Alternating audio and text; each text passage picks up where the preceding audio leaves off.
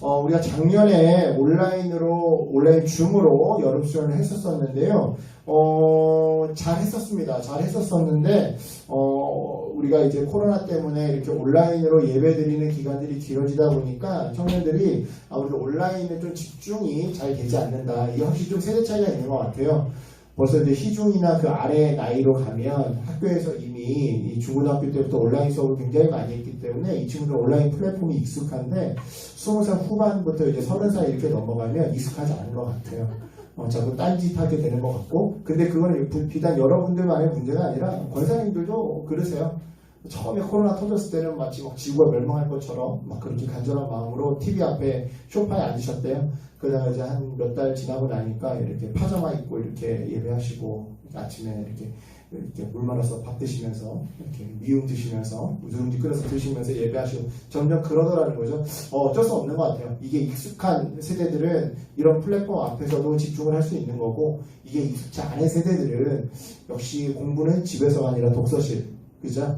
집에서는 절대 공부가 안 되고 공부는 독서실 아니면 카페를 가야 한다라는 약간 그런 것처럼 환경이 좀 중요한 것 같습니다. 그래서 여러분들의 의견을 반영해서 올해는 웬만하면 온라인으로 뭔가 설교를 하고 이런 것들을 좀 피하고, 그럼 뭐를 할까? 그래서 여러분들이 이제 현장에서 모였으면 좋겠다. 그런데 우리가 4단계가 갑자기 또 그때쯤에 터지면서 그렇게 여의치가 않게 됐습니다. 여의치 않게 돼서 또 교회 위에서는 계속 온라인 수련회를 하라고 계속 이렇게 압박이 오고, 그래서 중재안으로서 이렇게 좀 영화를 보고 우리가 한번 나눠보는 건 어떨까? 왜냐면 요즘에 코로나 시대가 되면서 여러분들이 이제 OTT 서비스나 이런 걸로 집에서 넷플릭스나 이런 걸로 영화를 많이 보는 시대가 됐대요. 그래서 기왕 영화 볼 거 좀 이제 의미 있는 거, 또는 어떤 영화를 보더라도 기독교적인 눈으로 좀 볼 수 있는 눈, 이런 것들을 좀 훈련하면 좋겠다는 생각이 들어서 한번 이런 시간을 꾸며봤습니다. 그래서 영화를 선정할 때 되게 고민을 했어요. 어떤 영화를 할까? 정말 이건 누가 봐도 딱 기독교 영화다, 이런 거를 정할까? 아니면 이건 누가 봐도 기독교 영화가 아니다, 이런 걸 정할까? 아니면 그 중간에 어느 선을 지킬까? 그러다 그 중간에 어느 선을 지키기로 했습니다.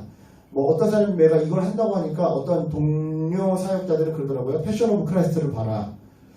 너무 예수님 그 십자가에 못 박혀 죽으신 거 이런 거 너무 노골적인 기독교 영화인 것 같고, 또 다른 영화를 하자니 또 너무 노골적이지 않은 것 같고, 그래서 그 중간에 영화를 이걸 정했고요.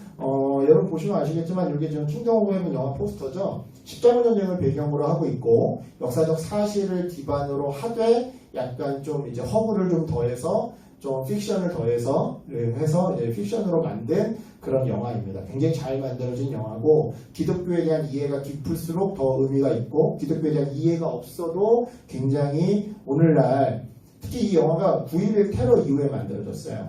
9.11 테러 이후에 이제 미국이 탈레반과 뭐 이런 후세인과 이런 쪽으로 악의 축 이렇게 선정하면서 전쟁을 치르던 그 상황 속에서 미국에서 만들어진 거예요. 그래서 과연 우리가 나와 종교가 다르고 또 나랑 신앙이 다르고 색깔이 다르고 생각이 다르고 취향이 다르고 모든 것이 다른 사람들과 과연 어떻게 공존하며 살아갈 수 있느냐 라고 하는 질문을 던지는 영화가 이 영화입니다. 그래서 굉장히 좀 의미가 있는 영화고, 그래서 신앙이 없어도 즐길 수 있는 영화예요. 그래서 9.11 테러 이후에 서구권이 얼마나 이 무슬림권들을 이렇게 억압을 했고, 또 반대로 거기에 대한 보복으로 무슬림들도 얼마나 테러를 했고, 또 거기에 대한 반대급부로서 한국 안에서도, 한국 기독교 안에서도 이슬람 포비아라고 해서 지나치게 이슬람을 두려워한다거나 지나치게 이슬람을 마치 전체 이슬람 모두를 어떤 악의 세력인 것처럼 막 규정하는, 그래서 뭐 극우 기독교 단체들 보면 막 성족이랑 미국 국기랑 한국 태국기, 도대체 왜 이스라엘 국기를 왜 가지고 나오는지 이해가 안 돼. 그리고 왜 도대체 미국 국기를 왜 가지고 나오는지 모르겠고, 한국 국기 나와서 여기는 하나님의 땅이니 무슬림들을 받아들면 안 된다, 막 이런 시위도 있었었고, 막 그런 문제들과 여러분이 좀 겹쳐서 봤으면 좋겠고요. 또 최근에 탈레반 사태가 일어나면서 아프가니스탄에서 한국 정부에 협조를 했던 사람들이 지금 진천에 와서 지금 생활거주 센터에 들어가 있죠. 이런 문제들. 그리고 여러분 좀 더 심각하게 받아들이셔야 되는 게 뭐냐면, 여러분들 중에는 공사장에서, 건설 현장에서 아르바이트 해보신 분들 있으세요? 건설 현장, 공고리 때리는 현장, 아파트 건축 현장 없으세요? 저는 그런 데를 되게 많이 다녔었거든요, 젊어서. 그런데 벌써 한 10년 전만 해도 아파트 건설 현장에 가면 한국 사람이 없습니다. 다 중국 사람이에요. 다 중국 사람 아니면 무슬림들이에요. 그러니까 힘든 일들은 안 한다라는 거죠. 이제 우리 대한민국 청년들은 힘든 일을 안 해요. 그러면 그 힘든 일, 그런데 누군가는 아파트를 지어야 되고 누군가는 농사일을 해야 돼요. 그럼 그 일을 누가 하느냐? 결국 유입을 해야 됩니다. 외부에서. 중국 사람을 유입하든지 무슬림 사람을 유입하든지 난민을 받아주서 그 사람들의 노동력, 값싼 노동력을 사용하든지. 그러니까 계속 지금처럼 출산력이 떨어지는 출산이고, 얼마 전 뉴스를 보니까 20년 뒤에는 부산의 한 개 구, 그리고 서울의 세 개 구를 제외하고 나머지 구가 다 사라질 거래요. 지금 같은 이 추세로 보면 20년 뒤에는 서울의 세 개 구, 그리고 부산의 한 개 구를 남겨놓고는 모든 행정구역상에서 구, 뭐 강남구, 성수구 같은 이런 구가 다 사라진대요. 인구가 유지되지가 않는데요. 그런 세상 속에서 노동력을 계속 돌려야 되고, 그럼 결국 우리나라도 어쩔 수 없이 계속 외국인들을 유입할 수밖에 없습니다. 이미 대학교들도 그러고 있죠. 여러분들 대학교들도 해외 유학생들 굉장히 많이 유치할 겁니다. 왜 그럴까요? 출산 인구 가지고는 더 이상 대학교 재정을 감당할 수가 없어요. 그 신입생들을 가지고. 그렇기 때문에 사실 우리가 못 느껴서 그렇지, 사실 우리 주변을 돌아보면 이미 외국인들을 많이 수용해야 된다. 그리고 그 외국인들 중에서는 우리가 너 기독교 아니야 라면서 기독교인들만 가려서 받을 수는 없는 그런 현실 속에 살고 있습니다. 제가 너무 거시적으로 봤다고 하면 미시적으로 본다고 했을 때 같은 교회 안에서도 다른 신앙의 색깔을 가질 수가 있고 서로 생각이 다를 수 있습니다. 그러면 그냥 치고받고 싸울 것이냐, 그래서 결국 누군가가 하나님의 이름으로 내가 이겼어, 내가 하나님의 뜻이야 이럴 것이냐, 아니면 어떻게 공존해야 될 것이냐, 이런 것들을 고민하기에 굉장히 좋은 영화가 바로 이 영화입니다. 바로 이 영화예요. 네. 그래서 제가 이 영화를 가지고 제목을 이렇게 한번 적어봤어요. 공존하면 everything, 대적하면 nothing. 마지막에 주인공이 살라딘이라고, 사흘라딘, 발음이 어려워요. 이슬람어가 굉장히 히브리어보다 더 어려운 게 사우디아라비아 이쪽이거든요. 네. 발음이 되게 어려워요. 하여튼 살라딘한테 물어보죠. 도대체 예루살렘이 뭡니까? 그랬더니 그 살라딘이라고 장군이 아무도 아니야. 저거 뭐 사람들이 뭐 성전이라고 얘기를 하고 거룩한 뭐 성소라고 얘기를 하는데 뭐 종교적 아주 유적지라고 얘기하는데 저거 아무것도 아니야. 그러다 가다가 갑자기 기도해서 그리고 everything 전부의 기도해. 이런 대사랍니다. 이 대사 굉장히 함축적인 대사예요. 이 영화의 모든 주제의식을 담고 있고 또 그 외에 여러 가지로도 해석이 될 수 있는, 다의적으로 해석될 수 있는 그런 대사인데요. 그 대사를 가지고 제목을 만들어 봤습니다. 우리가 공존한다면 everything, 대적한다면 nothing이다. 네, 이런 제목을 가지고 할 텐데, 여러분 솔직하게 이 영화를 보신 분 한번 손들어 보시겠어요? 솔직하게 두 분 있죠. 네, 그래서 여러분 안 보신 것 같아서 제가 영화를 축약본을 한번 가져와 봤습니다. 이게 한 20분 조금 넘는 분량인데, 20분 조금 넘는 분량인데 제가 한번 이거를 좀 이렇게 해왔어요. 이거를 일단 보시고, 자 1.5배속으로 제가 해볼 테니까 일단 이거를 보시고 이야기를 좀 더 진행해 보도록 하죠. 네, 여기까지 보고, 제가 이거를 잘 못 따라서 여기까지 보도록 하고요. 우리가 좀 여기 이 영화가 참 이야기할 게 굉장히 많은 영화입니다. 이야기할 게 많은 영화이고, 그리고 명대사들이 너무나도 많아요. 그래서 사실 거기 있는 대사들을 하나하나 여러분에게 장면을 다 보여드린다면 뭐 시간이 2시간, 3시간에도 모자릅니다. 그래서 그냥 저는 이 이야기의 전체 주제와 마지막 대사를 연결해서 이 영화를 우리가 어떻게 좀 기독교적으로 해석을 해야 될까, 바라봐야 될까를 좀 여러분과 나누고자 합니다. 먼저 서론인데요. 오늘날 우리의 세상을 좀 생각해 봤으면 좋겠습니다. 오늘날 우리들이 살아가는 세상이 어떤 세상인가? 첫 번째, 다원주의 세상입니다. 보시면 많은 종교들이 있고 대한민국에 살고 있다고 해서 우리가 기독교인이라고 해서 꼭 그리스도인들만 만나는 게 아니라 우리가 직장에 가면 서로 다른 종교의 많은 사람들을 만나고, 학교에 가서도 그렇죠. 여기는 뭐 지금 이혼율을 얘기하고 싶어서 그런 건 아니고요. 한 가정 안에도 뭐 남편은 기독교, 아내는 불교, 뭐 아내는 기독교, 뭐 남편은 뭐 다른 종교, 이런 일들이 굉장히 많죠. 비일비재합니다. 그만큼 우리가 살아가는 이 시대, 이 사회 자체가 다원주의 사회라는 거예요. 비단 아예 신앙이 다르다, 이 정도는 차라리 뭐 눈에 극명하게 드러나니까 쉬울 수 있겠지만, 같은 교회 안에서도 같은 예수를 믿는다고 하면서도 어떤 사람은 성령을 좀 더 주장하는 사람들이 있고, 어떤 사람들은 말씀을 좀 더 주장하는 사람들이 있고, 어떤 사람은 이성을 강조하는 사람들이 있고, 어떤 사람들은 교리를 좀 더 강조하는 사람들이 있고, 또 어떤 사람들은 전통을 중요시 여기는 사람들이 있고, 어떤 사람은 또 자유를 또 이렇게 강조하는 사람들이 있죠. 그러니까 우리가 살고 있는 사회 자체가 어떤 한 가지 색깔로 헤쳐 모여 이런 사회가 아니라는 거예요. 하나의 교회 안에서도, 하나의 가정 안에서도 전혀 다른 색깔, 전혀 다른 취향을 가지고 있는 사람들이 모여 살아가는 사회가, 세상이 오늘날 이 사회라는 겁니다. 그렇다면 이러한 사회 속에서 한국교회는 이 세상 사람들에게 어떻게 비춰지고 있느냐를 한번 되짚어 봤으면 좋겠는데요. 너무나도 적대적인 모습으로 비춰지고 있습니다. 나라가 복지제도에 대해서 이야기하면 그렇게 퍼주면 공산주의 나라가 된다. 코로나 음모론, 이슬람 포비아 현상, 종북 프레임, 그리고 타 종교에 대한 지나친 공격. 여러분 지금 여기 보시면 단군상 목을 잘랐죠? 그리고서는 지금 여기서 뭐라고 썼냐면 단군 개새끼 크리스트 만세 순복음 교회 이렇게 되어 있습니다. 진짜 순복음 교회에서 이렇게 한 건지 아니면 다른 단체에서 이렇게 해놓고 순복음 교회 이렇게 뒤집어 씌운 건지 아닌 건지는 모르겠지만 이거 보시겠습니까? 이거 천마선 기도원 앞에 가면 절이 있어요. 이게 그 유적지로 돼 있거든요. 천마선 기도원에서 기도하던 어떤 사람이 내려와가지고 그 불에다 불 져지른 거죠. 이거 몇 년 전에 있었던 사건입니다. 실제적으로 1년 전인가 2년 전인가.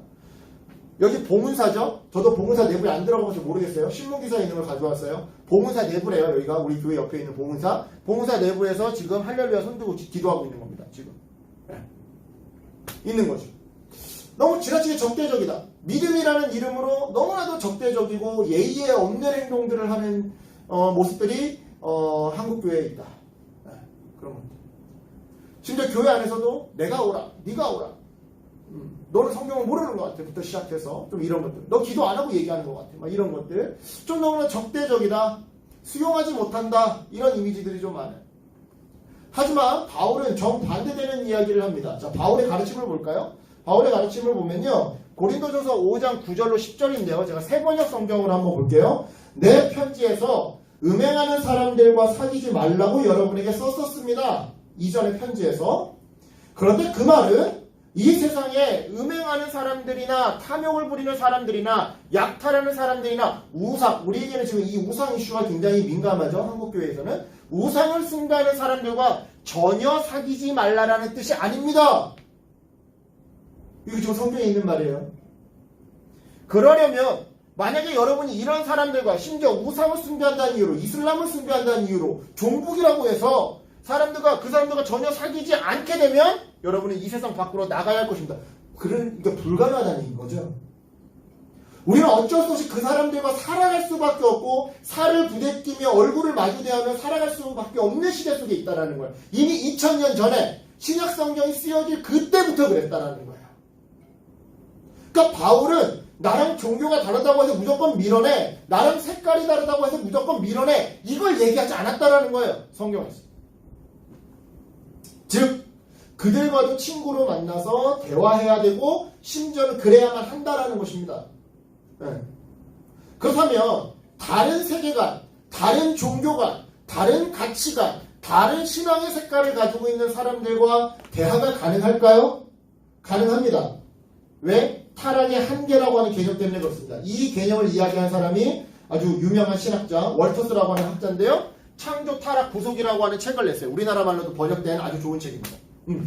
이 책에서 이 월터스라고 하는 학자가 뭐라고 얘기하냐면 죄의 파괴성에도 불구하고 창조의 질서를 유지하시는 하나님의 신실하심이 있다. 이제 이런 거예요. 한마디로 이런 거예요. 자, 담임 목사님이 구원에 대해서 설명할 때 이런 얘기를 많이 하십니다. 예를 들어 개를 생각해봐라. 만약에 개가 병들었다고 해보자. 그러면 만약에 오늘날의 경제적인 관점으로 본다면 그냥 이 개를 버리거나 죽이고 새 개를 사면 된다. 이게 경제적으로 효율적이다. 하지만 개 주인은 돈이 100만 원이 들든 1000만 원이 들든 몇 억이 들든 그 개를 고치려고 한다. 고치려고 한다. 왜? 사랑하니까. 어떤 의미에서 구원도 그렇다. 죄의 파괴성이 극심하다고 해서 하나님이 이 세상을 다 제로 세팅으로 만들어버리신 것이 아니라 어떻게든 역사는 이어져 오고 예수 그리스도를 보내시사 이 땅을 회복시키려 한다라는 거죠. 만약 경제적인 관점으로 본다면 아담과 하와가 선악과를 따먹은 그 순간 아예 불바다로 만들어보고 제로 세팅을 만들어버렸어야 되는데 인류를 다시 만들었어야 되는데 그러지 않았다라는 거예요. 죄의 파괴성에도 불구하고 창조의 질서를 유지하는 하나님의 신실하심이 있다라는 거죠. 따라서 타락 이후의 인간은 그 인간성이 비록 왜곡되긴 했지만 여전히 인간이라는 거예요. 인본주의 학교도 여전히 학교라는 거예요. 손상된 관계도 여전히 관계라는 거예요. 혼란스러운 사고도 여전히 사고라는 거예요. 저 이방, 이교도도 여전히 사람이라는 거예요. 우상을 섬기는 저 사람도 여전히 우리가 찾아야 될 영혼이고 사람이지 이교도라고 해서 악마가 아니라는 거예요. 나랑 신앙의 색깔이 다르다 하더라도 저 사람은 주님 안에 나와 한 형제 자매인 거지 그러니까 우리 교회에서 밀어내야 될 존재가 아니라는 거예요. 즉 비기독교적 세계관이라 할지라도 궁극적인 실제, 즉 인간, 세상에 대해서 의미 있는 통찰력을 담을 수 있다는 거예요. 즉 꼭 신앙이 있는 사람만 온전한 생각을 할 수 있는 게 아니라는 거죠. 신앙이 없어도 온전한 생각을 할 수 있고 신앙이 없어도 진리의 요소를 담을 수 있다는 거예요. 자, 여러분 지금 이게 이집트거든요. 고대 이집트어예요. 고대 이집트어인데요. 잠언을 보시면 잠언 22장 22절에 이런 말이 나옵니다. 이런 구절이 나옵니다. 우리 성경에 약한 자를 그가 약하다고 탈취하지 말며 곤고한 자를 성문에서 압제하지 말라. 자, 여러분 제가 이제 이집트 글자를 이렇게 배경화면에 놔뒀잖아요. 이유가 있어요. 자, 이집트 문헌 중에 아멘엠 오펙 2장이라고 하는 문서가 있어요. 아멘엠 오펙이라고 하는 문서가 있는데 거기에 2장을 보면 이런 구절이 있습니다. 억압받는 자를 빼앗지 않도록 무능한 자를 엿듣지 않도록 네 자신을 지켜라. 그럼 굉장히 비슷하죠. 자, 우리 입장에서 이집트는 우상을 숭배하는 사람들입니다. 그런데 그 우상을 숭배하는 사람들의 경전에도 기독교 성경과 너무나도 닮은 구절이 있더라는 거예요. 또 재밌는 거. 자, 호랑이 담배 피는 거. 우리나라 거죠? 자, 우리나라 거. 자, 우리나라 저희 속담 중에 뭐가 있어요? 3살 버릇 8까지 간다. 자, 잠언 22장 6절 공동번역 성경으로 읽으면 3살 버릇 8까지 간다. 그대로 있죠? 그대로 있죠? 자, 호랑이 담배 펴요. 이거 기독교적 세계관 아니죠? 기독교 세계관에서 호랑이가 담배를 필 수가 있어요? 구약 성경에 그런 거 있나요? 없죠? 그러니까 벌써 옛날 우리의 전통 문화는요, 어떻게 보면 기독교적 관점으로 볼 때는 우상 문화고 이교도의 문화예요. 근데 그 문화에도 성경에 기록된 것과 똑같은 진리, 일반 은총적인 진리가 담겨 있다는 것이죠. 따라서 다른 세계관과의 대화가 충분히 가능합니다. 왜냐하면 비기독교 세계관이도 한마디로 안 믿는 사람에게도 상식이라는 이름의 일반 은총이 담겨져 있거든요. 저 사람이 예수를 안 믿어도 상식이라는 이름의 일반 은총을 가지고 있거든요. 저 사람이 무슬림을 이슬람, 그러니까 알라를 믿어도 상식이라는 이름의 일반 은총을 가지고 있거든요. 그렇기 때문에 다른 세계관과 다른 신앙을 가지고 있는 사람들과도 충분히 대화가 가능하다는 거예요. 자, 그럼 두 번째. 필요할까? 굳이 그 사람들과 이야기해야 될까요? 그래, 가능한 거 인정하겠어요. 그냥 안 보면 속편한 거 아니에요? 굳이 우리가 대화해야 합니까? 이런 질문이 들 수 있어요. 자, 첫 번째. 기독교 세계관이라 하더라도 현실에 완벽하거나 무호하지는 않습니다. 아까 전에 제가 말씀드렸죠. 아까 전에 발리안의 와이프가 자기 아들이 갓난아기가 죽어버리니까 병으로, 중세 때는 그런 게 많았잖아요. 위생 같은 게 불결하기 때문에. 우리 어렸을 때도 그랬죠. 그래서 우리 어머니 아버님들은 출생신고를 1년 2년 늦게 하셨잖아요. 일찍 죽을지도 모른다고. 그죠? 그 중세 때는 얼마나 심했겠습니까? 근데 그 아이를 죽은 슬픔을 못 견뎌서 발리안의 아내가 영하 초반에 자살을 합니다. 자살을 하니까 발리안의 남자 동생이 자기의 형수임에도 불구하고, 야, 교리에 자살한 사람은 지옥 간다 그랬어. 목을 잘라. 이게 교리야. 그 당시 교리가 그랬어요. 그 당시에는 그게 100% 온전하고 딱 정확한 하나님의 뜻이라고 믿었어요, 사람들이. 하지만 오늘날 우리의 눈으로 봤을 때 그게 완벽 무한 하나님의 뜻입니까? 아니잖아요. 오류투성이죠. 자, 이 사진이 뭐냐면 보시면 여기에 넷플릭스 유러피언즈 올리라고 되어 있고 넌 유러피언즈 올리라고 되어 있어요. 이게 남아공이에요. 남아공의 아파르테이트, 1990년대까지 있었던 아파르테이트, 인종 분리 정책. 그래서 백인들이 갈 수 있는 계단과 흑인들이 갈 수 있는 계단을 나눠놓고 버스의 칸도 그렇고 식당도 그렇고 아예 거주 지역까지 나눠놔. 그리고서는 백인들이 사는 구역에서는 카지노나 마약이나 매춘이나 이런 걸 다 불법이라고 해놔. 그리고 아프리카 사람들이 사는 지역에는 마약과 매춘을 합법으로 만들어놔.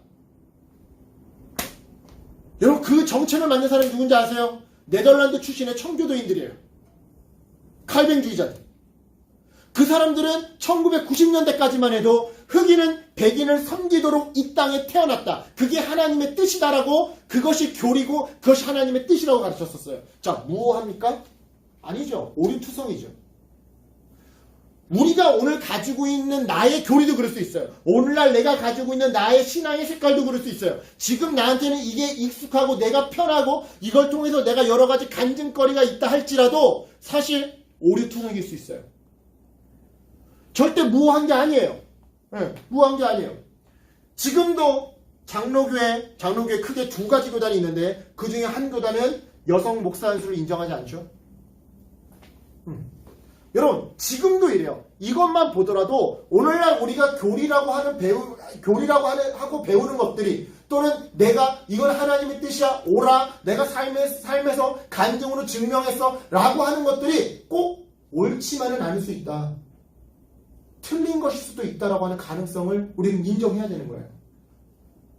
따라서 기독교 세계관이라 하더라도 지속적으로 숙고하고 검증해야 됩니다. 성경 말씀을 통해 숙고해야 되고요. 혹시 내가 색안경을 끼고 있는 것은 아닌지 내 눈, 내 안경의 렌즈를 늘 닦아줄 필요가 있다 이 말이에요.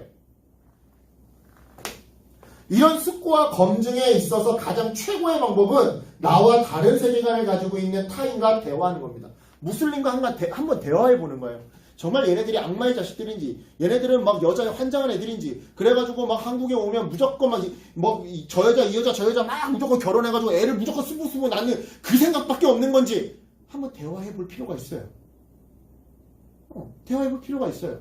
정말 다 모든 무슬림들은 어떻게든 거룩한 성전 지하드라고 해가지고 여기를 폭탄 테러할 그 생각만으로 가득한 건지, 정말 무슬림들은 태어날 때부터 소총을 가지고 노는 건지 한번 만나서 한번 대화할 필요가 있어요. 최고봉은요, 대화해보는 거예요. 속내를 들어보는 거예요.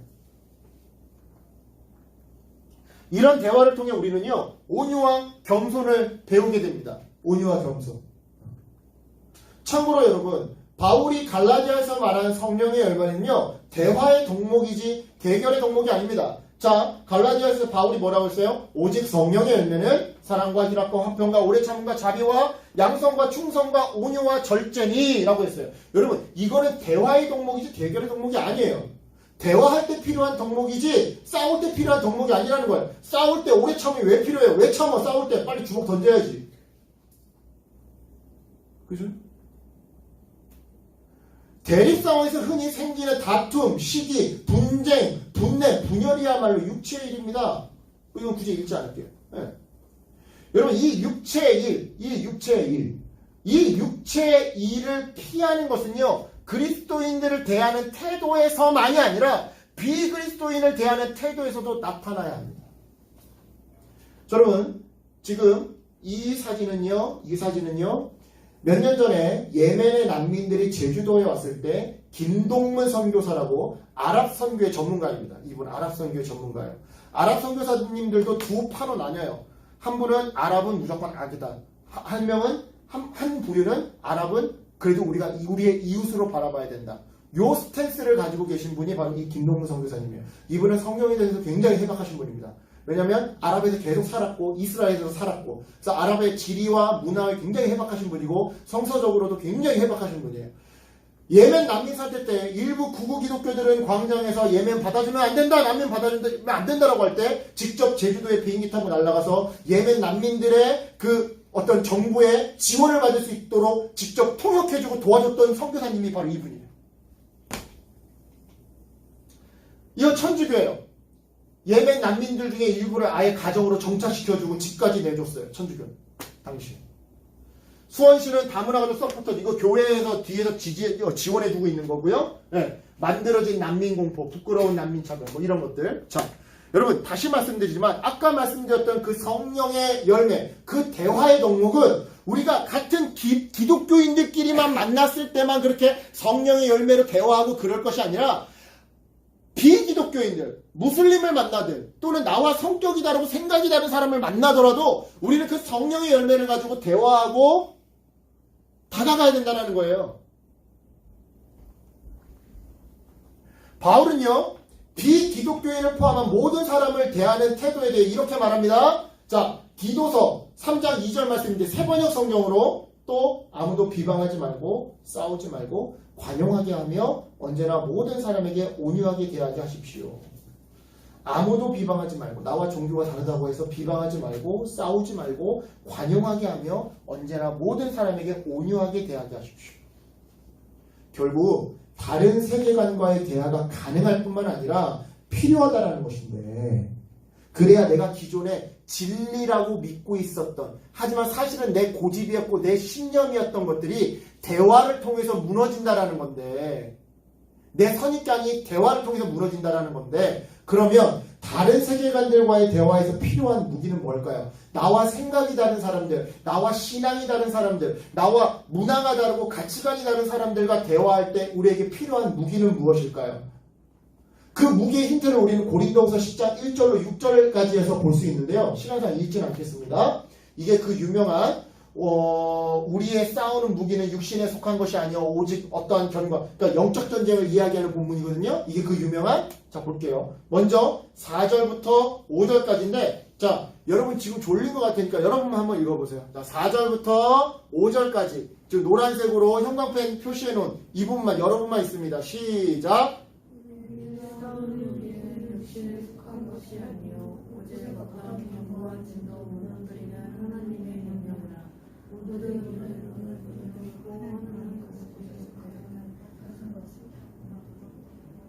높아진 것을 무너뜨리려고 모든 생각을 사로잡아 그리스도에게 복종하게 하니 라고 되어 있죠. 자 여러분, 우리에게 세계관을 요구하는 구절입니다.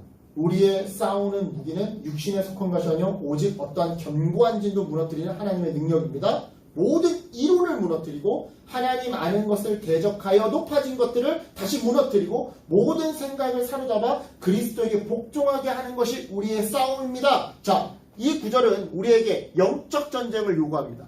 그런데요, 자 이어지는 3절부터 4절, 우리가 육신으로 행하나 육신에 따라 싸우지 아니하니, 즉 우리의 싸움은 주먹 쥐고 주먹 던지고 총 쏘고 이런 싸움이 아니라는 거죠. 그럼 뭐라는 거예요? 자, 우리 전쟁의 무기에 있어 세상이 사용하는 무기가 아니라는 거예요.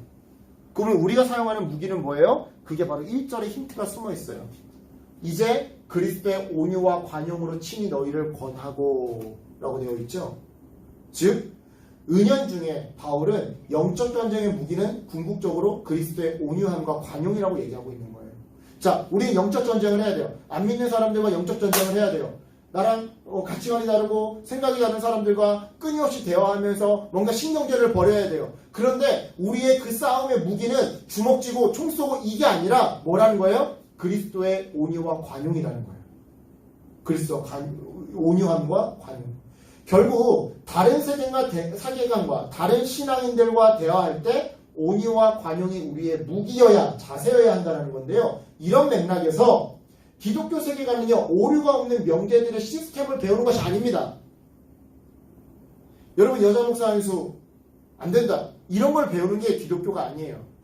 여자는 조용히라고 했으니까 교회에서 입당하고 있어야 돼, 이런 거 배우는 게 기독교가 아니에요. 자살한 사람은 목 잘라서 죽이라고 했어, 목 잘라서 묻으라고 했어, 이런 거 배우는 게 기독교가 아니에요. 기독교는 뭘 배우는 거예요? 세상을 사랑하여 성육신하신 창조주 하나님 예수님의 성품을 배우는 거예요. 자, 볼게요. 이게 아까 전에 우리가 뭐 추적본에서 안 나왔던 건데 영화를 보시면 이런 대사가 나와요. 이분이 지금 검은색 사제복을 입었죠. 십자군 중에서도 사제인데 무기를 들고 싸운 사제들이 있었습니다. 그런 사람들은 십자군 전쟁 중에서도 검은색 사제복 안에는 이제 비늘, 철갑으로 된 기갑을 입었고요. 겉에는 검은색 십자가 옷을 입었어요. 이 사람들은 사제인데 무기를 든 사제들이에요.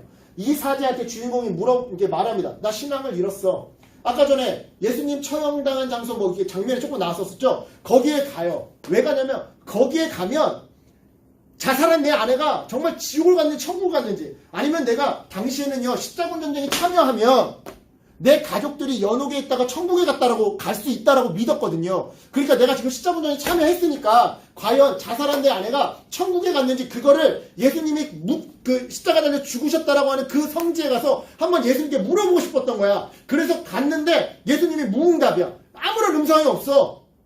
예수님 십자가 달려 죽으셨다는 곳에 갔는데 예수님 아무 말씀이 없는 거야. 그러니까 난 신앙을 잃었다는 거야. 나 신앙을 잃었어.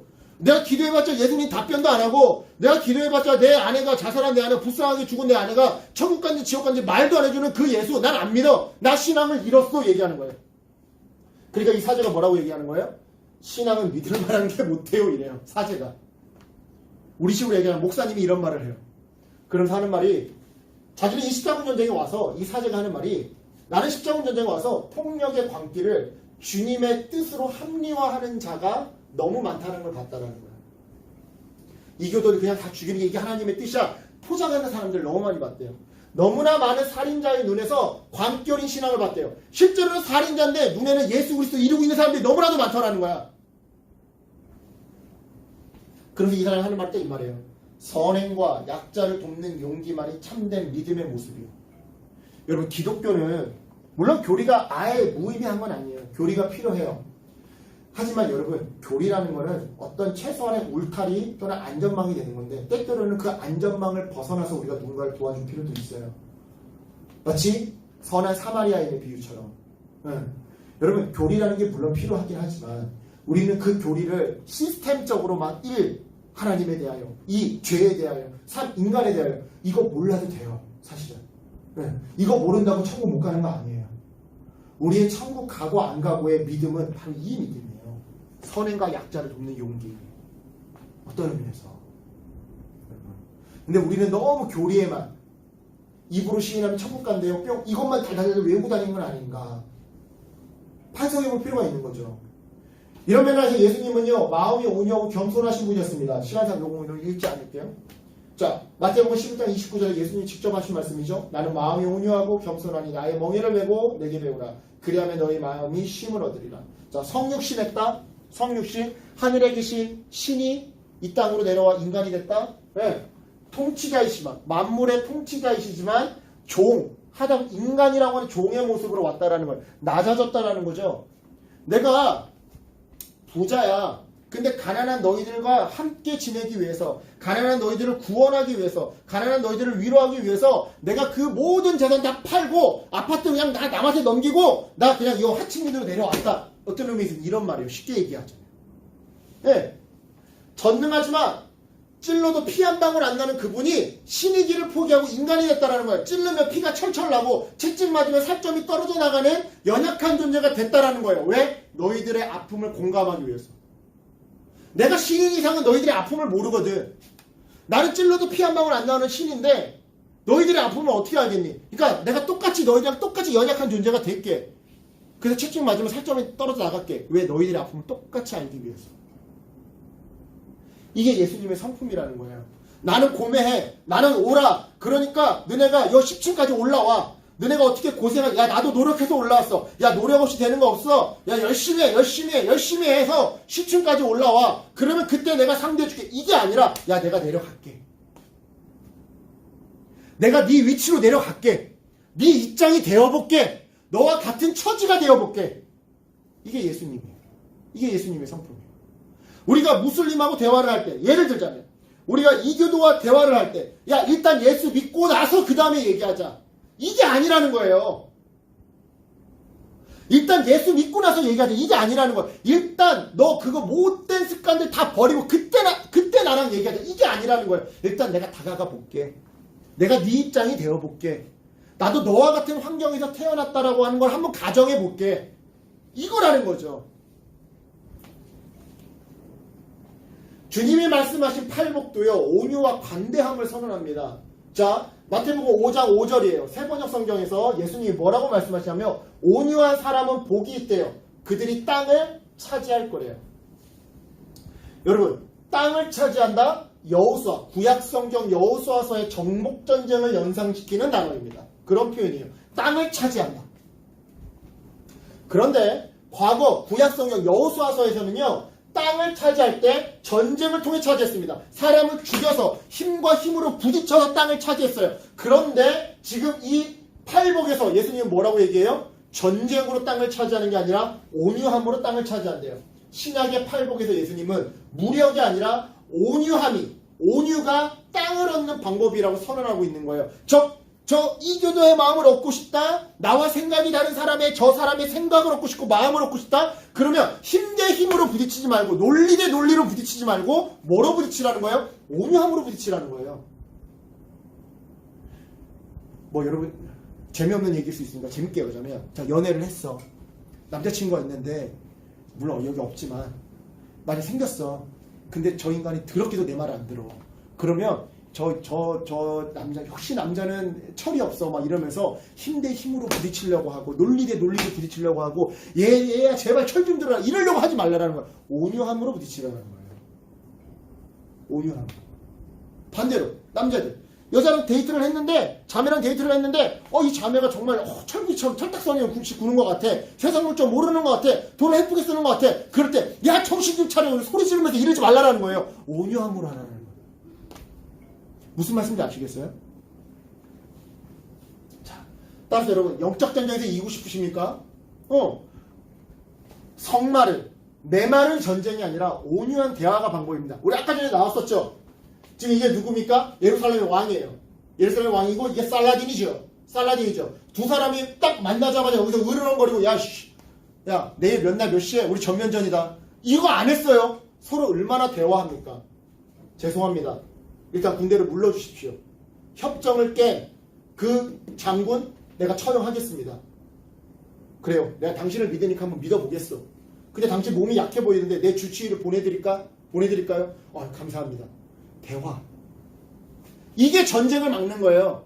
이게 싸움을 막는 거예요. 이게 부부 싸움을 막는 거예요. 이게 연인들 간의 싸움을 막는 거예요. 이게 교회 안에서의 싸움을 막는 거예요.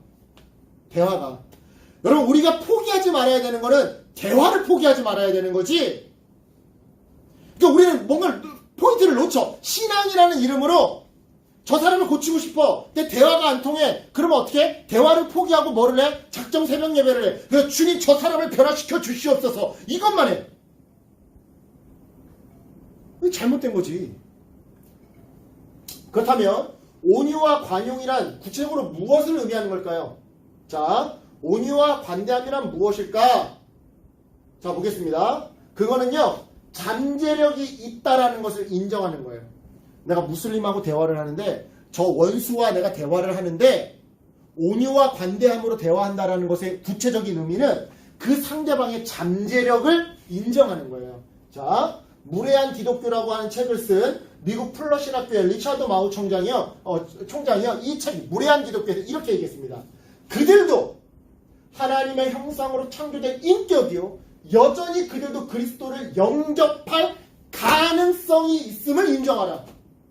나는 뭐 엄마 뱃속에 태어날 때부터 예수님 믿었나요? 나도 아니잖아. 나도 엄마 뱃속에 있을 때부터 예수님 믿은 거 아니잖아. 나도 맨날 예수님 막 도망다니고 그러다가 어느 날 어떤 기회가 맞아 떨어져가지고 예수님을 영접한 거잖아. 마찬가지로 그 사람도 아직 그 때를 못 만난 것 뿐이라는 거야. 그러니까 그 사람도 예수님을 믿으면 너처럼 신앙생활 열심히 할 수 있는 가능성, 잠재력이 있으면 인정하라는 거야. 어제 어떤 청년하고, 우리 청년부에 나오지 않지만 다른 우리 교회는 출석하지만 청년부에 나오지 않는 청년하고 카톡으로 상담을 했는데 아버지가 용서가 안 된대요. 아버지가 용서가 안 된대요. 그래서 제가 그랬어요. 지금 당장 용서할 필요는 없습니다. 그런데 정확히 얘기하면 그거야. 아버지한테 배신당한 기억 때문에 아버지가 용서가 안 되는 걸 둘째치고 사람을 못 믿겠대. 아버지한테 배신당한 기억 때문에 사람을 믿을 수가 없대. 그래서 내가 그랬지. 사람을 믿으라는 게 아니라 사람을 기대하라는 겁니다. 저 사람도 하나님을 영접했을 때 하나님이 어떻게 저 사람을 빚어가실지, 그래서 나중에 저 사람이 얼마나 깨끗하고 온전한 그릇으로 하나님께 쓰임받을지 그날을 기대하고 소망하라는 거지, 지금 당장 저 사람을 100% 믿으라는 얘기 아닙니다. 이렇게 얘기를 했어요. 그 가능성을 인정하는 거예요. 가능성. 영접 이후에 성화되어서 저 사람이 멋진 피조물로 활짝 피어나 하나님을 영화롭게 할 미래를 상상하는 거예요. 저기 무슬림들이 있네요. 저 사람들이 예수님을 영접하고 나중에 얼마나 성화돼서 얼마나 하나님을 위해서 쓰임받을지 그거를 상상하고 그거를 소망하고 그거를 기대하는 거죠. 그게 온유와 관용이에요. 나도 철이 안 들었고 너도 철이 안 들었고 우리 모두 에브리바디 철이 안 들었지만 우리가 하나님 안에서 철들 때 우리가 얼마나 아름다운 커플이 되고 우리가 얼마나 아름다운 교회가 되고 우리가 얼마나 아름다운 부부가 될까, 그날을 기대하는 거죠. 그러니까 내가 오늘 온유와 관대함으로 이야기할 수 있는 거죠. 화를 억누를 수 있는 거죠. 오직 그들이 타인의 삶을 해치려는 의도를 분명히 보일 때만 그들과 대화를 중단하라는 거예요. 자, 무슬림과 대화하는데 의도가 분명해. 얘가 지금 우리나라에 정말로 난민으로 정말로 살기 위해서 온 게 아니라 생계 때문에 온 게 아니라 뭔가 정말로 테러를 위해서 또는 뭔가 다른 어떤 흑심을 가지고 온 게 너무나도 분명해. 그럴 때는 대화를 중단할 수 있다는 거예요. 근데 그게 아닌 이상은 대화를 포기하지 말라는 거예요. 부부싸움인데 내 와이프가 칼을 들고 나를 찌르려는 의도가 분명히 확실해. 그때는 대화를 중단해야지. 근데 그러지 않으면 포기하지 말라는 거죠. 잠재력을 인정하기에 노하지 않는 것. 잠재력을 인정하기에 화내지 않고 끝까지 대화하는 것. 여러분 지금 내가 이제 이 대사만 부각하다 보니까 장면이 너무 잘렸는데 마지막에 그 기라고 하는 왕이 아까 전에 살라딘이 기 왕 안 죽이잖아요. 왕은 왕을 죽이지 않는다고. 그래가지고 나중에 전쟁 포로로 예루살렘에 보내줍니다. 이 기 왕까지 같이 해가지고 기독교권으로 돌아가라고. 근데 기 왕이 풀려났는데도 이 자존심이 엄청 센 사람이야. 기 왕이 자기 자존심에 스크라치가 났잖아. 그러니까 발리안을 뒤에서 습격을 해. 돌아가기 전에 습격을 하는데 거기서 싸워서 어린병에서 발리안이 이겨. 그래가지고 이제 목을 내놓고 발리안한테 목을 쫙 자르려고 하는 찰나에 발리안이 그 사람을 안 죽여. 안 죽고 뭐라고 얘기하냐면 다시 일어서게 된다면 기사로 일어나라. 용서해요. 왜 용서해요?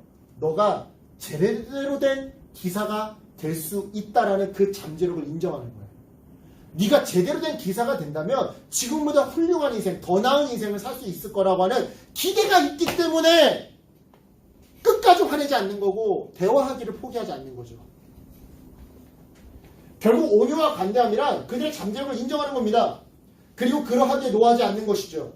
사람이 성내는 것이 하나님의 의를 이루지 못함이라고 야고보서 1장 20절에 나와 있습니다. 여러분 화내서 될 것이 없어요. 물론 때로는 군뱅이도 밟으면 꿈틀댄다는 걸 보여줘야 할 때가 있어요. 갑과 을의 사회에서는. 하지만 그거는 정말 어쩌다 한 번이고 여러분 대다수의 경우는 화를 내면요 일을 그르칩니다. 그렇다면 온유와 관용의 성경에서 구체적인 예는 이것만 보고 이제 우리 정리하도록 하겠습니다.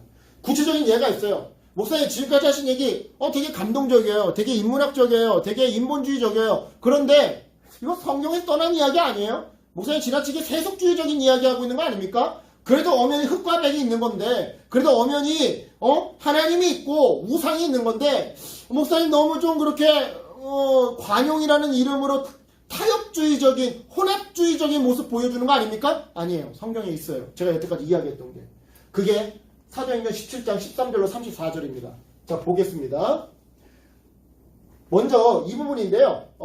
사도행전 17장 13절로 15절. 제 시간상 읽지는 않을게요. 여러분 피곤하신 것 같아서. 자 그러면 볼게요.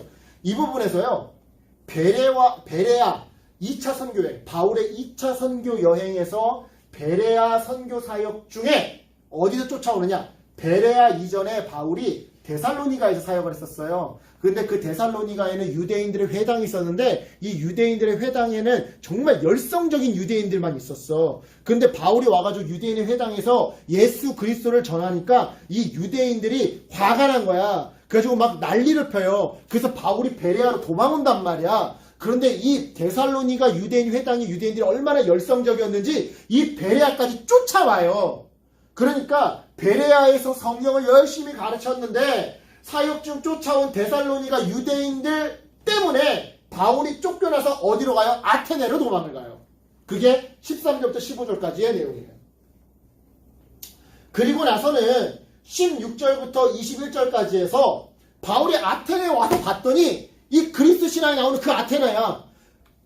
엄청나게 신이 많잖아. 뭐 아프로디테, 뭐 마르스, 뭐 헤라클레스, 뭐 아프로디테, 여프로디테는 없나? 미안.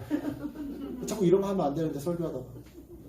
아폴론, 뭐 헤파이토스, 막 엄청나게 신상이 많은 거야. 그러니까 아테네 온 도시가 우상으로 가득 차 있는 것을 보고 격분한 바울이 하지만 화가 났다고 해서 무례하게 구는 것이 아니라 무례하지 않게 토론하고 논쟁하는 모습이 여기에 등장합니다. 그 토론, 그 논쟁, 그 설명의 모습에서 오늘날 한국 기독교의 무례함 결코 찾아볼 수가 없어요. 바울의 이 모습 속에서. 그리고서는 22절에서 먼저 도시를 우상으로 가득 채운 아테네 시민들의 종교심을 인정합니다. 바울이 아레오보고 법정 가운데 서서 이렇게 말하였다. 아테네 시민 여러분, 내가 보기에 여러분 모두의 종교심이 많습니다. 한마디로 내가 무슬림 만났는데 무슬림들 참 알라를 열심히 믿는 것 같아요. 어쩜 그렇게 우리 기독교인들이 좀 이렇게 막 열심히 하루에 5번씩 기도하고 이런 건 좀 배웠으면 좋겠네요. 이랬다는 얘기예요. 여러분 지금 상상이나 가세요? 제가 지금 지어낸 이야기가 아니에요. 바울이 지금 한 거예요. 인정해줘. 야, 너네 참 종교심이 대단하구나. 야, 그렇게 많은 신을 다 모시고 사네. 한마디로 네팔에 가가지고 힌두교 사원 가가지고 야, 너네 네팔 사람들 너네 진짜 정말 종교심 대단하구나. 첫마디가 이거였던 거야. 그리고서는요 23절에서는 잘못하면 하나님을 여러 신들 중 하나로 오해하게 할 위험성이 있음에도 불구하고 그걸 감수하면서 그들의 세계관을 하나님 설명의 출발점으로 삼습니다. 자, 볼게요. 내가 다니면서 여러분이 예배하는 대상들을 살펴봤는데 그 가운데 그 여러 이 신상들 가운데 이름을 알지 못하는 신에게라고 새겨있는 내가 신상 제단도 봤거든. 그러므로 내가 그 이름을 알지 못하는 그 대상을 내가 너희들에게 알려줄게 지금 이러고 있어요. 무슨 말씀인지 아시겠어요? 그러니까 지금 내가 네팔 사람 만나가지고 야, 너네 신 겁나 많지? 그거 다 뻥이야 이렇게 얘기한 게 아니라 너네들 신이 되게 많더라. 근데 그 중에 너네가 이름을 모르는 신도 예배하더라. 그 이름이 모르는 신이 누군지 내가 지금부터 알려줄게 지금 이렇게 이야기하고 있는 거다 이 말이에요. 그들의 세계관을 정면으로 반박하고 있는 것이 아니라 그들의 세계관을 인정해주면서 교묘하게 하나님을 지금 전하려고 하고 있다 이거예요. 이게 전략이에요 여러분. 이게 전략이에요. 이런 바울의 모습은요, 만약 지금 극우 유튜브의 분위기라고 한다면 이것이 기독교입니다. 기독교는 보수입니다. 막 이러는 이런 일부 극우 편향된 유튜브들의 분위기라고 한다면 세상과 타협한 배도자의 모습이라고 평가받기 딱입니다. 기독교인이 어떻게 다원주의를 인정해 줄 수가 있어요? 처음부터 그건 틀렸다라고 못 받고 들어가야지. 아니 어떻게 너네 참 종교심 멋있다? 그중에 이름 모르는 이 신에 대해서 알겠지. 그럼 나머지 신 인정한다는 말 아닙니까? 아니 어떻게 그렇게 전도할 수 있어요? 이렇게 따졌을 거야. 오늘날 한국 교회 분위기라고 한다면. 한번 생각을 해보세요. 자, 그리고서는 뭐 24절부터 이제 26절까지 해서 막 하나님에 대해서 이제 막 설명을 해요. 이제 여기서부터 기독교적 세계관, 성경적 세계관을 가지고 막 이렇게 설명을 해요. 그리고서는 27절에서 아테네에 우상이 가득 차 있음에도 불구하고, 즉 우상 숭배자에게도 하나님이 각 사람이 가까이 계신다라고 선언을 합니다. 이렇게 하신 것은 사람으로 하여금 하나님을 찾게 하시려는 것입니다. 사람이 하나님을 더듬어 찾기만 하면 만날 수 있을 것입니다. 사실 하나님은 우리 각 사람에게서 멀리 떨어져 계시지 않습니다. 너희들이 우상 숭배하고 있잖아. 근데 너희들에게도 멀리 떨어져 있지 않단다. 이렇게 얘기하고 있는 거예요. 바울의 이 말 속에서 어떠한 심각한 죄인이라 하더라도 멋진 피조물로 활짝 피어나서 자기를 만드신 분을 영화롭게 할 수 있는 잠재력이 있다라는 그 아까 전에 무례한 기독교를 쓴 마우 학자의 말이 다시금 우리는 떠오르는 겁니다. 그리고서는요, 한술 더 떠서 이게 충격이에요. 이게 가장 절정인데요. 28절에서 여러분의 시인 가운데 어떤 이들이 그리스의 에피메니데스랑 아라투스예요. 에피메니데스와 아라투스는요, 우상 숭배자죠. 여러분, 소크라테스가 왜 죽었는지 아십니까? 왜 처형당했는지 아십니까? 그 도시의 신, 그리스는 그 도시마다, 예를 들어 스파르타는 헤라클레스, 아테네는 도시마다 도시의 주신이 있어. 주된 신. 그 주된 신을 믿어야 돼. 근데 소크라테스는 그 도시의 주된 신을 믿지 않았어. 그래서 무신론자라고 사약을 받았어요. 그러니까 여러분, 고대 그리스인들의 철학자들은 다 우상을 숭배하던 사람들이야. 그 중에 에피메니데스와 아라투스, 그들도 우리도 하나님의 자녀이라고 말한 바와 같이 우리는 하나님 안에서 살고 움직이고 존재하고 있습니다. 고대 그리스의 우상 숭배자였던 에피메니데스와 아라투스의 말을 인용하고 있습니다. 오늘날 어떤 교회는 그런다죠? 우리 담임 목사님은 설교할 때 인문학 작품 같은 거 예화를 많이 드시잖아요. 어떤 교회는요, 인문학 같은 거 예화로 들면 목사가 성경으로만 설교해야지 왜 인본주의다, 인문학 예화 들면 인본주의다 이래가지고 막 공격하는 교회도 있고 성도들이 막 뭐라고 하는 교회도 있대요. 만약에 오늘날 바울처럼 야 무슬림의 어떤 학자가 이런 말을 했는데 이렇게 설교를 한다고 생각해 봅시다. 한국교회 성도들이 어떻게 반응할지. 바울은 지금 그러고 있는 거예요. 야 무슬림 중에 불교 학자 중에 누가 이런 말을 했다? 이러면서 설교를 하고 있는 거예요. 바울의 설교는요, 오직 성경만 인용하지 않았습니다. 우상숭배로 가득한 이교도의 사상, 정확히 얘기하자면 에피메니데스 아라투스의 말을 인용하고 있습니다. 이처럼 이교 사상을 인용하다 마침내 부드럽게 회개와 심판을 이제 이야기해요. 그러므로 쭉 이야기합니다. 금이나 은이나 돌에다가 새겨 만든 것과 같다고 생각해서 이게 본론이지. 그러니까 한마디로 우상숭배하면 안 된다라는 거야. 근데 그 말을 하기까지 결과적으로 너네들 회개해야 돼. 이 말을 하기까지 앞에서 어떻게 하고 있는 거예요? 너네 입장이 돼보는 거예요. 너네처럼 다신론의 입장이 되어보고 그 사람들의 입장을 이해해주는 거예요. 그렇게 이야기를 풀어간 다음에 나중에 회개해야지. 이걸 얘기하는 거다 이 말이죠. 그런데 오늘날 한국교회 분위기 같으면 이만큼만 해도 저거 벌써 타협했다라고 욕할 거다 이 말이야. 오직 성경만 가지고 이야기해야지. 바울은요, 바울의 그런 모습에 복음을 궁금하게 여기며 믿게 된 몇몇 사람들이 등장합니다.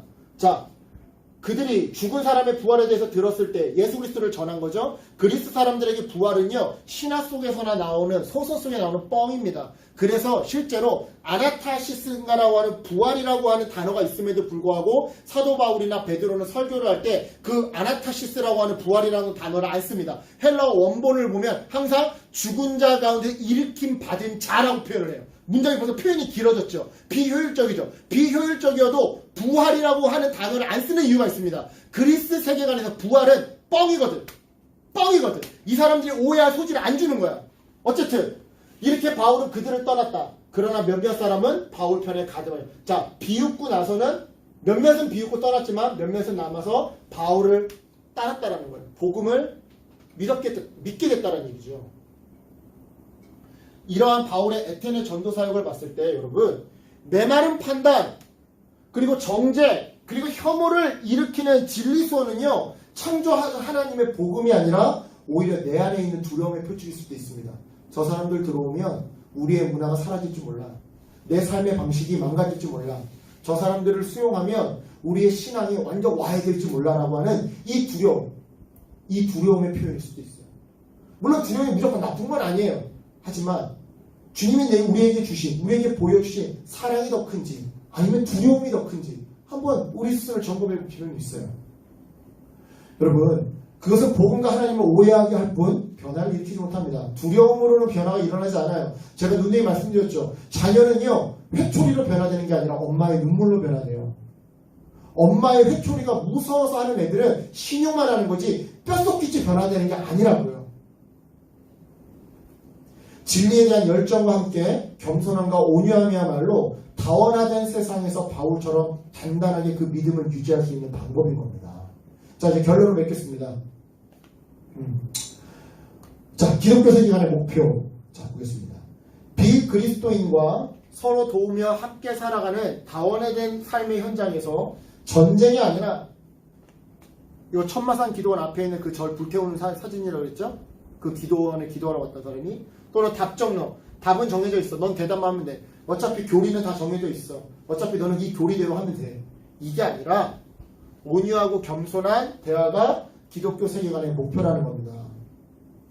즉, 겸손과 사랑과 감사야말로 다원에 대한 세상 속 기독교 영성의 목표라는 거예요. 자, 베드로전서는 이렇게 얘기합니다. 그러므로 하나님의 능하신 손 아래서 겸손하라. 때가 되면 너희를 높이시리라. 자, 겸손은 뭐래요? 진정한 겸손은요, 강한 사람이 가진 자질이래요. 겸손한 사람은 자기의 뜻을 주장할 권리, 위치, 파워가 있음에도 불구하고 그렇게 하지 않는데요. 고집 부리지 않는다는 거죠. 자기의 어떤 권력이나 자기의 위치, 지위를 이용해서 고집 부리지 않는다는 거죠. 그게 겸손이라는 거죠. 또한 새 계명을 너희에게 주노니 서로 사랑하라. 예수님의 말씀이죠. 사랑은 헌신이래요. 사랑은 포기하지 않는 관계래요. 자, 아까 전에 말씀드렸죠. 대화를 포기하지 않는 거라고. 대화를 포기하지 않는 거라고. 여러분, 사랑은요, 대화를 포기하지 않는 거예요. 관계를 포기하지 않는 거예요. 나랑 지영이랑 예를 들어 서로 사랑하는 사이, 예를 들자면 지영아, 네가 가서 나랑 오래 봐서 편해서 얘기하는 거야. 오해하지 마. 사랑하는 사이예요. 그런데 막 화가 났어요. 그러면서 두 번 다시 안 봐. 대화도 안 해. 카톡도 안 봐. 끝! 이건 사랑하지 않는 거예요. 사랑한다면 설사 막 짜잘한 이런 신경전이 있다 하더라도 끝까지 대화하기를 포기하지 않는 거예요. 관계 끊는 거, 관계 단절 이거 안 하는 거예요. 그게 사랑이에요. 범사에 감사하라. 여러분, 늘 당연하게 여기던 것을 당연하지 않게 여기는 것, 그것이 바로 감사입니다. 제가 한 말이에요. 엄마의 아침밥상 되게 당연해 보이죠? 근데 그걸 당연하게 여기는 게 아닌 거예요. 이 밥상을 하기 위해 엄마는 어제부터 장을 받고 아침에 나보다 몇십 분을 더 일찍 일어나서 뜨거운 불 앞에서 요리를 했다. 우리 아버지가 나한테 용돈 주는 거 당연한 게 아닌 거예요. 반대로 내가 월세 내야 돼요. 내가 물세 내야 돼, 아빠한테. 맞잖아. 여러분들이 낳아준 것도 어머니 아버님의 은혜 아니야? 근데 여러분들이 뭐 했다고 여러분들 옷도 사주고 여러분 학비도 다 주고 다들 근데 용돈 아니면 용돈 달라고 막 용돈 되게 당연하게 여기잖아. 여러분, 당연하게 여기던 것을 당연하지 않게 여기는 거, 그게 감사예요. 우리가 나와 생각이 다르고 나와 신앙이 다르고 나와 정체성이 다른 사람과 만났을 때 어떻게 하는 거예요? 나에게 주장할 권리가 있지만 그렇게 하지 않는 거예요. 그리고 그 사람과의 대화를 포기하지 않는 거예요. 그리고 내 입장에서 그 사람이 나한테 이렇게 하는 게 너무나도 당연해 보일지 모르겠지만 그걸 당연하게 여기지 않는 거. 아유, 감사합니다. 여러분, 요 세 가지가 필요한 거라고요. 다시 한번, 우리가 누구를 만나든 뭐가 필요하다고요? 나에게 주장할 권리가 있지만 그러지 않는 거, 겸손. 그리고 그 사람과 어떠한 갈등이 있어도 대화하기를 포기하지 않는 사람. 그리고 너무나도 당연해 보이지만 그 당연한 게 아니라고 생각하는 감사의 마음. 요 세 가지가 우리가 다른 종교인을 만나든 다른 생각을 가지고 있는 사람을 만나든 우리가 꼭 가져야 될 마음인 거예요. 여러분, 우리는요, 기독교 생활을 통해서 다른 모든 세상의 학문과 사상과 가치관을 따뜻한 통찰력으로 꿰뚫어보는 탄탄한 기독교 사상을 쌓아야 되거든요. 근데 그 이전에 우리가 쌓아야 할 게 바로 겸손과 사랑과 감사라고 하는 이 인품이에요. 이게 없으면 백날 이거 가지고 있어봤자 율법주의자밖에 안 되는 거예요. 바리새인밖에 안 되는 거예요. 끝으로 공존하면 everything, 대적하면 nothing인 것. 예루살렘, 그리고 교회, 그리고 우리 살아가는 현실입니다. 아까 전에 나왔었죠? 예루살렘 어떤 곳이죠? 아무것도 아니야. 모든 것이기도 하지. 여러분, 똑같아요. 내 집장만, 예를 들어 내 집장만이란 뭐죠? 아무것도 아니에요. 근데 전부기도 해요. 예전에 우리 친한 전도사님이 옆방에 있는 친한 전도사님이 목사 한수가 너무 힘드니까 잘 안 되니까 목사님, 목사 한수가 뭐예요? 야, 아무것도 아니야. 근데 전부야. 맞아요. 여러분, 그래요. 근데 이 영화의 전체로 파고드는 주제로 본다면 공존하면, 나와 신앙이 다르고 생각이 다르다 할지라도 공존하면 그건 전부가 되는 거예요. 예루살렘은 하나님의 왕국, 전부인 곳이 되는 건데 서로 대적하고 싸우면요, 아무것도 아닌 곳이 되는 거예요. 그냥 허물어지는 게 더 나을 법한 곳이 돼버리는 거죠. 이 영화는 사실 그걸 얘기하고 있는 겁니다. 여러분, 다른 피부의 색깔, 다른 종교를 가지고 있다고 해도 겸손, 사랑, 감사로 공존하면 그 사회는 예루살렘, 살렘, 평화의 도시 예루살렘이 됩니다. 다른 신앙의 색깔, 다른 신념을 가지고 있다고 해도 겸손과 사랑과 감사로 공존하면 그 교회는 참된 교회가 되는 겁니다. 여러분, 여러분의 삶의 현장을 평화의 도시로 만들고 싶으십니까? 여러분의 가정, 부모님이 맨날 싸워요? 여러분이 가기만 하면 어디든 싸움이 나요? 여러분 회사가 맨날 갈등이 있어요? 그렇다면 여러분, 겸손과 사랑과 감사로 공존하십시오. 나와 다르다고 무조건 찍어 누르고 배척하고 선을 긋고 넘어오지만 이러는 것이 아니라 겸손과 사랑과 감사로 공존하십시오. 그래야 할 때 평화가 임하는 가정, 부부, 연인, 직장, 교회가 되는 것입니다. 바라기는 여러분, 이 믿음으로 여러분 나와 신앙의 색깔이 다르고 나와 생각이 다르더라도 끊임없이 대화하는 공존할 줄 아는 저와 여러분 됐으면 좋겠습니다. 기도하겠습니다.